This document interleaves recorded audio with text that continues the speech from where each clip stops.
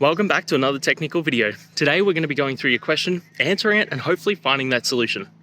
Guys, remember to stay just a little bit crazy like me, and hopefully you get to that resolution. Now, let's continue on to the video.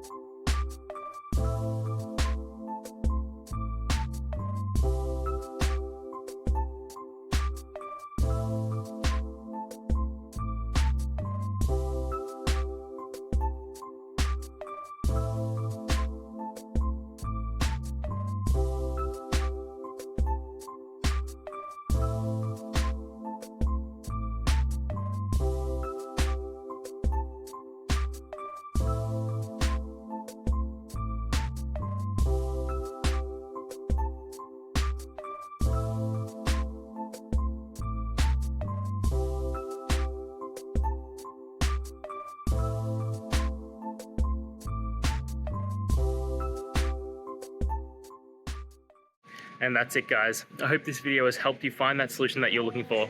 If it did, please hit the subscribe button. I'd really appreciate it. And until next time, I hope you have a good one. Cheers.